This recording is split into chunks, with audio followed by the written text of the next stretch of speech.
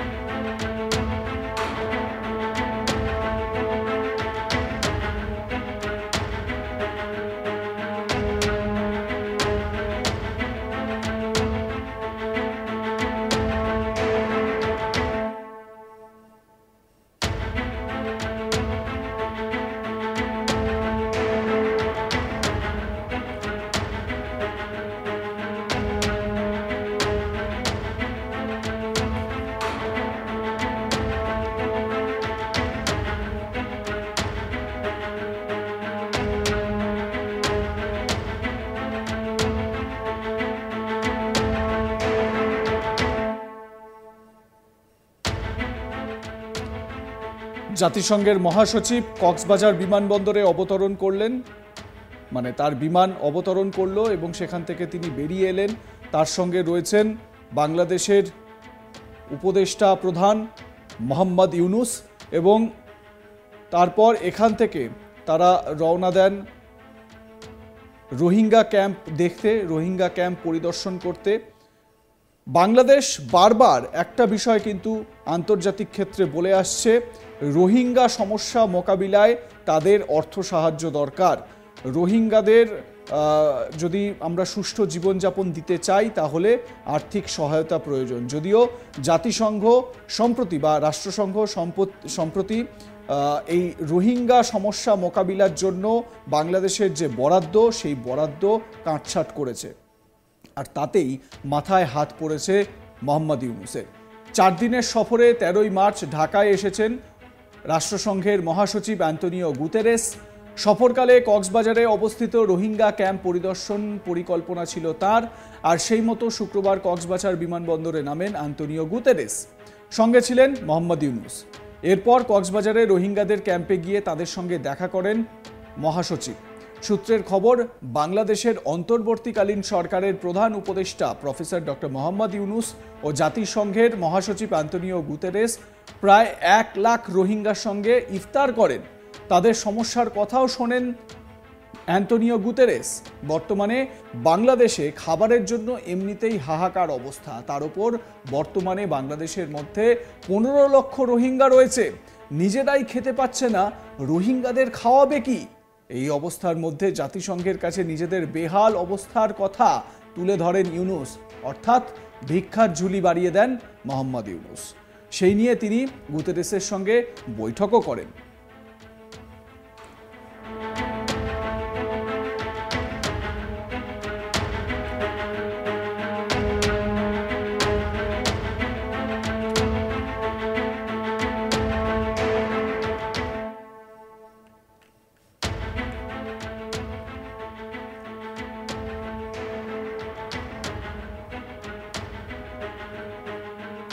বাংলাদেশের পরিস্থিতি মোটেই সুবিধের নয়, যাকে বলে অরাজক পরিস্থিতি। ইউনূস সরকার ক্ষমতায় আসার পর থেকে ভারত বিদ্বেষী মন্তব্য দিন দিন বাড়ছে।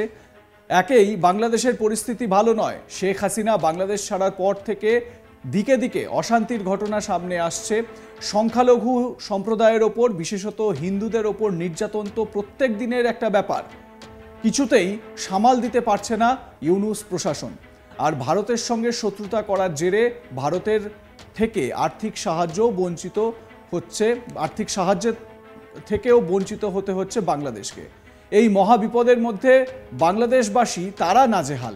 এমনিতেই বর্তমানে বাংলাদেশের আর্থিক পরিস্থিতি খুবই খারাপ, তার উপর আবার জাতিসংঘের পক্ষ থেকে রোহিঙ্গাদের জন্য খাবারের যে বরাদ্দ তা কমিয়ে অর্ধেক করে দেওয়া হয়েছে। এবারে একবার ভাবুন, 15 লাখ রোহিঙ্গা মুসলমানকে কিভাবে খাওয়াবেন মোহাম্মদ ইউনূস। আর বাংলাদেশে খাবারের জন্য এমনিতেই হাহাকার, তার ওপর বর্তমানে বাংলাদেশে রোহিঙ্গাদের যে বৃদ্ধি হচ্ছে সেটাও কিন্তু একটা চিন্তার বিষয়। বাংলাদেশের আম নাগরিক তারা নিজেরাই খেতে পাচ্ছেন না, তাদেরই একেবারে দুর্বিষহ অবস্থা। মোহাম্মদ ইউনূস হিমশিম খাচ্ছেন সরকার সামাল দিতে, তাহলে এদেরকে কিভাবে সামাল দেবেন? জাতিসংঘের কাছে নিজেদের বেহাল অবস্থার কথা বললেন বাংলাদেশের অন্তর্বর্তীকালীন সরকারের প্রধান উপদেষ্টা মোহাম্মদ ইউনূস। আন্তোনিও গুতেরেস বাংলাদেশ সফরে গিয়েছেন। 14 মার্চ শুক্রবার সকালে জাতিসংঘের মহাসচিব প্রধান উপদেষ্টার সঙ্গে বৈঠক করতে তার কার্যালয়ে যান। প্রধান উপদেষ্টা মোহাম্মদ ইউনূসের সঙ্গে তার কার্যালয়ে সাক্ষাৎ করেন রাষ্ট্রসংঘের মহাসচিব আন্তোনিও গুতেরেস। সেখানে তিনি দীর্ঘক্ষণ ধরে বৈঠক করেন। এরপর কক্সবাজারে রোহিঙ্গা ক্যাম্প পরিদর্শন শেষে প্রধান উপদেষ্টা ও মহাসচিব আন্তোনিও গুতেরেস এবং প্রায় 1 লাখ রোহিঙ্গা শরণার্থীর সঙ্গে দেখা হয়। একসঙ্গে তারা ইফতার করবেন বলে জানতে পারা গিয়েছে। এই মুহূর্তে যে ছবি আপনাদের দেখাচ্ছি, কক্সবাজার বিমানবন্দরে নামছেন আন্তোনিও গুতেরেস, তার সঙ্গে রয়েছেন ডক্টর মোহাম্মদ ইউনূস। তারা কক্সবাজারে যে রোহিঙ্গা ক্যাম্প রয়েছে সেই রোহিঙ্গা ক্যাম্পে গিয়ে রোহিঙ্গাদের সঙ্গে দেখা করবেন।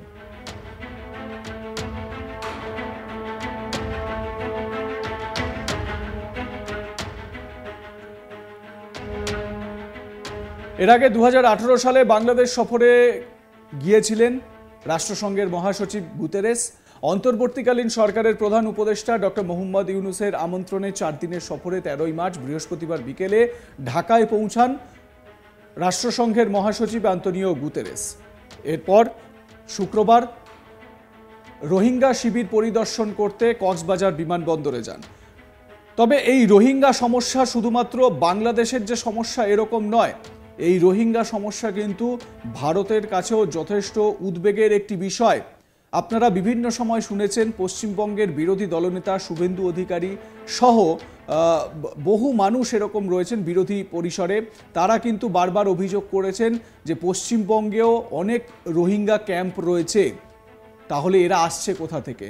এরা তো বাংলাদেশ থেকে আসছে, বাংলাদেশ থেকে অনুপ্রবেশ করছে, ভারতের বিভিন্ন সীমান্ত দিয়ে ভারতের বিভিন্ন জায়গায় এরা পৌঁছে যাচ্ছে। তাহলে এই রোহিঙ্গারাই ভারতের, বাংলাদেশের সমস্যা তো বাড়িয়েছেই, উপরন্তু যেরকমভাবে অনুপ্রবেশ তারা করছে তারা কিন্তু ভারতের সমস্যাও বাড়িয়ে তুলছে। দুদিন আগেই আপনারা দেখেছিলেন যে রোহিঙ্গা মুসলমান এক কাপলকে গ্রেপ্তার করা হয়েছিল বা আটক করা হয়েছিল। তারা ভারতে অনুপ্রবেশ করেছিল এবং নেপালে পালিয়ে যাওয়ার উদ্দেশ্য ছিল। সত্যি এই রোহিঙ্গা সমস্যা কিন্তু একটা আন্তর্জাতিক সমস্যা কোথাও না কোথাও, বা আন্তর্জাতিক মাথা ব্যথার কারণ হয়ে দাঁড়াচ্ছে। আপনাদের মতামত কি এ বিষয়ে জানাতে ভুলবেন না। দেখতে থাকুন আজ তাক বাংলা, সাবস্ক্রাইব করুন আমাদের ইউটিউব চ্যানেলটি, বেল আইকন প্রেস করুন নোটিফিকেশন পেতে। একই জায়গায় খবরের আপডেট পান হোয়াটসঅ্যাপ চ্যানেল ফলো করে।